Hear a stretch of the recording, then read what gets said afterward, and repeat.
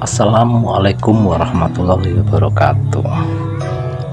Teman-teman, kali ini saya menggambar menggunakan tema atau saya isi narasi dengan cerita tentang sosok di balik ini ya, di balik back song yang saya gunakan di beberapa video belakangan ini ya.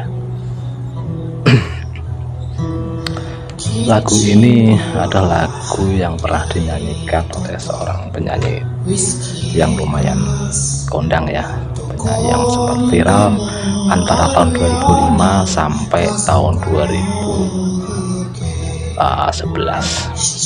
Kemudian penyanyi ini mengundurkan diri dari industri musik, dan selanjutnya tahun 2011 itu juga cuman beberapa bulan dia mengundurkan diri dan tampil lagi dengan tampilan yang berbeda. Yang tadinya penyanyi solo sekarang menjadi sebuah band ya, dia menggunakan musik band. Ada terdiri dari 4 orang kelompok itu. Penyanyi itu bernama Yui. Kenapa saya sangat menggunakan lagu ini dan saya sangat suka dengan lagu ini? Karena lagu ini sangat menginspirasi saya. Lagu ini bukan lagunya yang menginspirasi saya, tapi perjalanan dari artis ini yang penyanyinya itu seolah mengajarkan saya bahwa hidup itu tidak mudah, teman-teman. Sekilas dari perjuangan dari Yui ini adalah ketika awal-awal tahun ya, sekitar tahun 2003-2004 itu Yui itu adalah seorang siswa SMA kelas 2. Tapi dia sangat cinta akan musik, sangat suka akan musik. Kegiatan sehari-hari itu dia belajar musik di sebuah lembaga kursus dan suka menonton konser-konser musik di Jepang ya.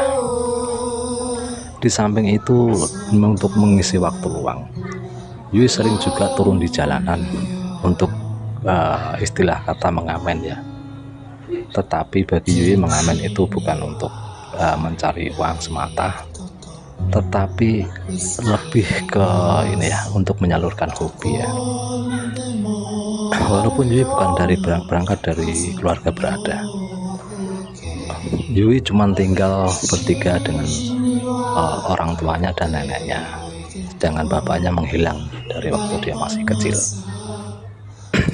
Jadi yang jadi tulang punggung keluarga adalah ibunya, yang bertempat tinggal di daerah Fukuoka, itu sebagian pantai ya, kota kecil di dekat pantai yang sangat indah.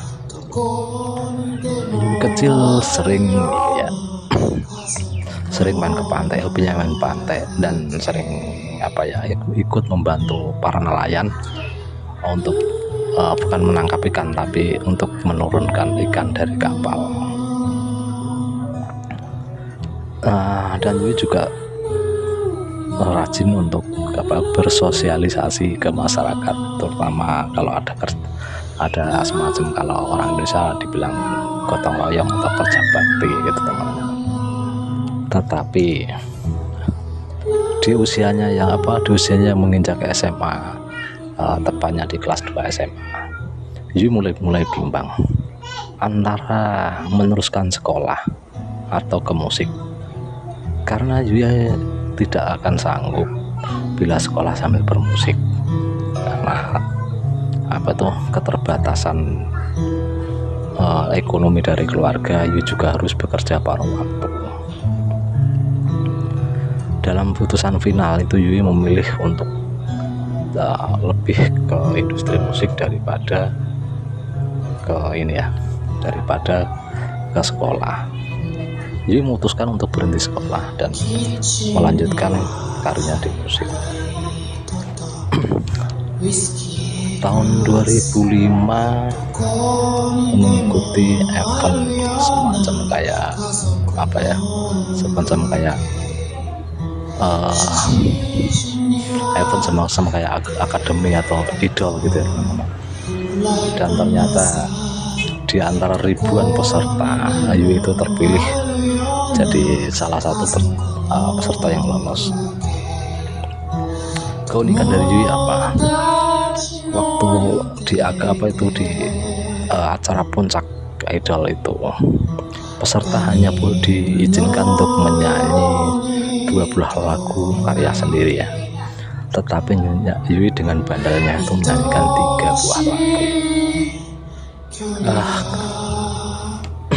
Dan ternyata apa yang dilakukan Yui itu sangat memukau para juri dan para penonton idolnya. Yui mendapatkan sambutan yang meriah, dan pada akhirnya Yui sukses jadi mendapatkan kontrak dari Sony Music yang ada di Jepang.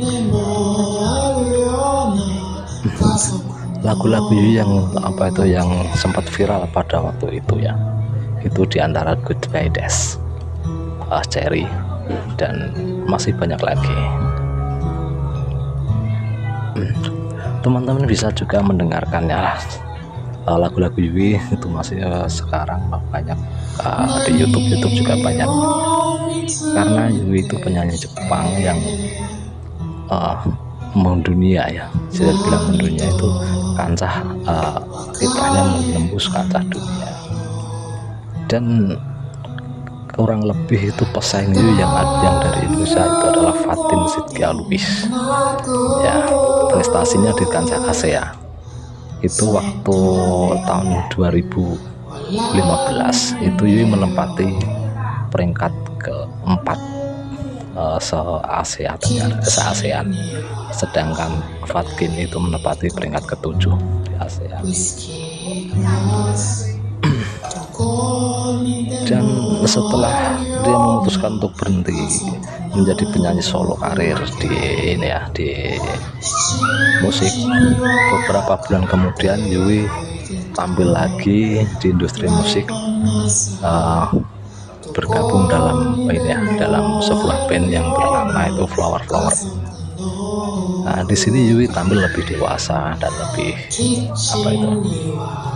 lebih elegan ya.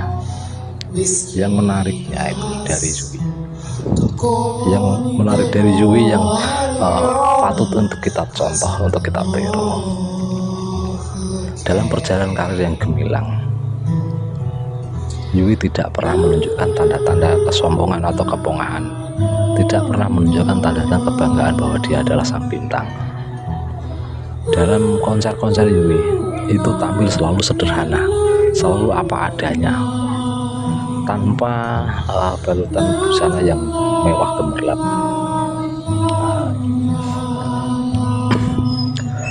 Tetapi Yui lebih sederhana tampilannya itu, lebih sederhana dan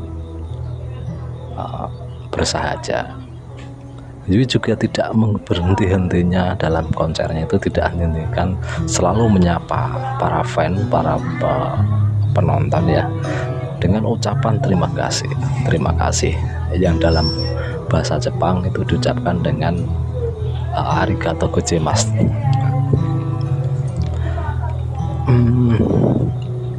Dan menunduk, memberi penghormatan kepada membungkuk, memberi penghormatan kepada semua yang hadir dari penonton.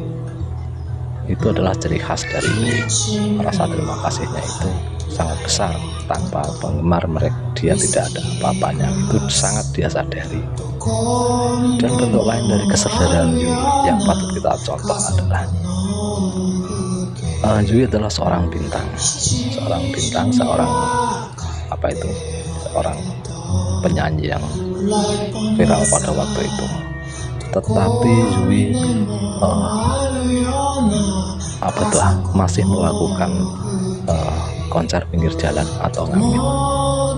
Setiap kota manapun yang dia singgahi, entah di negara manapun, ke Hong Kong, ke Taiwan, ke Singapura, itu Yui selalu mengadakan ngamen di pinggir jalan dulu untuk menunggu hari konsernya. Dan di saat dia nyanyi itu juga tidak sekedar menyanyi, tapi juga ikut menjual tiket konser dia. Di Indonesia saya rasa nggak ada seorang penyanyi kondang ya yang ikut-ikutan menjual tiket. Dan bahkan Yui juga menjual kaset dan CD-nya.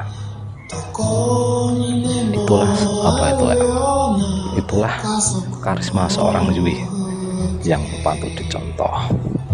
Walaupun dia itu udah sukses, udah berada di atas, tapi masih masih tidak malu-malu untuk jualan ya. Yui menjual karya itu tidak melalui Sony Music, tetapi Yui sendiri ikut menjual kasetnya.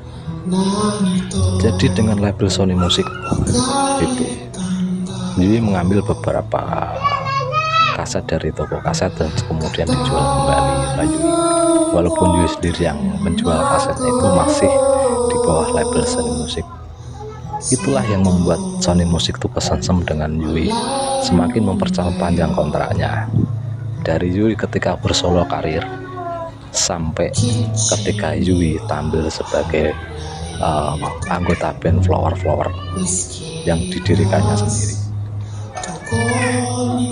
Ketika dia sudah mencapai titik puncak dan dia menghilang untuk mengusung teman-temannya supaya ikut terangkat namanya sebagai Flower.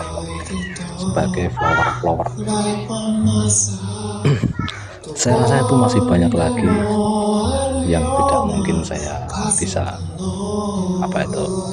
menceritakan semua tentang Yui karena keterbatasan informasinya. Saya juga dulu waktu tahun 2005 sampai 2010 saya termasuk salah satu penggemar musik ya. Ketika mendengar musik Indonesia seperti Dewa 19, Bumerang, Jamrud, terus sampai ke era tahun 2010-an ke atas itu ya, sampai ke Sheila on Seven, terus ke Padi, ke Noah. Saya sangat suka menikmati musik-musik mereka. Tetapi untuk musik yang datang dari luar negeri ya, musik-musik keluar, itu saya mengikuti Yui ini. Ya, kembali lagi pertama suka dengan musik Yui itu ketika seorang teman membawakan sebuah kaset CD ke saya. Terus kita nonton bareng, ternyata sebuah film itu adalah Taiyo no Uta ya, film Jepang yang berjudul Taiyo no Uta. Dan film ini bercerita tentang kisah perjalanan Yui dari bukan kisah perjalanan Yui, tapi bercerita sebuah drama percintaan. Yang inti dari film ini adalah untuk mempromosikan lagu-lagu Yui ya, diantaranya adalah lagu Goodbye Days, terus lagu Remember You, terus Kaoru Amani dan lain-lain.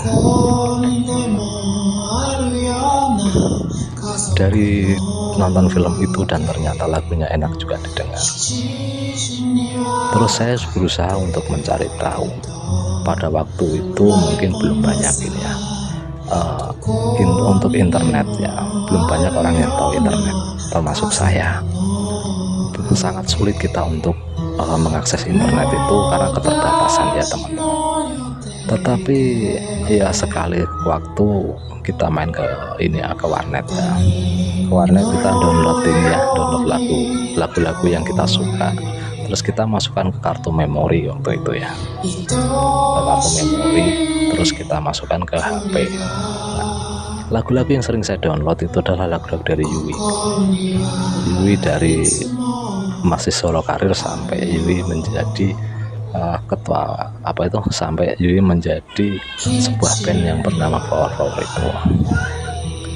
Tetapi dari lagu-lagunya terkesan itu saya menggunakan lagunya lagu-lagu Yui waktu masih bersolo karir, teman-teman. Sementara itu yang lagunya yang saya jadikan backsound itu adalah lagu yang dinyanyikan kalau nggak salah itu sekitar 2017 kalau nggak 2018. Waktu itu Yui lagi live di Instagramnya, dan seorang temannya, teman saya itu merekam lagu live-nya Yui menggunakan rekam layar ya. Pada waktu itu memang belum banyak HP yang bisa untuk merekam layar ya, cuman HP-HP tertentu yang mungkin harganya juga termasuk selangit udah ya. Nah, teman saya itu menyimpan lagunya itu sampai saat ini ya. Lagu yang direkam ketika live di Instagram itu sampai saat ini masih disimpan. Dan kemudian beberapa waktu yang lalu saya sempat kontak sama dia, dan ternyata lagu itu masih ada, masih disimpannya. Terus saya berpikir untuk menjadikan background di video-video saya, karena menurut saya ini sangat cocok dan lagunya juga santai, sesuai dengan dengan narasi gambar saya. Teman-teman, nggak banyak apa yang bisa saya sampaikan di sini. Saya hanya ingin saya ingin berbagi pada teman-teman bahwa ada cerita di balik lagu yang saya bawakan, yang saya jadikan background di video-video saya. Dan lagu itu menurut saya itu sangat enak sekali didengarkan ketika kita santai ya. Saya berharap ketika menjadi background dari video saya itu, lagu ini bisa dinikmati sambil kita santai, sambil ngopi, sambil nonton YouTube Tarang Ngerdema. Lagu ini judulnya itu kalau nggak salah Kaizoku no Fukai ya. Saya sendiri juga nggak tahu apa artinya itu, tetapi menurut saya untuk mendengarkan sebuah musik, walaupun kita nggak tahu artinya, kalau musiknya bagus ya terasa enak lah kita dengar. Teman-teman, saya rasa hanya sampai di sini yang dapat saya informasikan tentang lagu background saya, dari penyanyi sampai perjalanan karirnya. Terima kasih teman-teman sudah mengikuti video Tarang Ngerdema sejauh ini. Mudah-mudahan channel Tarang Ngerdema itu bisa selalu berkembang dan menjadi channel yang mampu untuk memberi kesan kepada para subscriber, bisa menghibur, dan kita sama-sama untuk berbagi hal-hal yang yang bermanfaat ya teman-teman. Jangan lupa like, subscribe, dan komen video ini agar channel Tarang Ngerdema itu semakin berkembang dan semakin banyak jangkauannya, dan semakin banyak lagi untuk memberi manfaat kepada teman-teman di luar sana. Wassalamualaikum warahmatullahi wabarakatuh.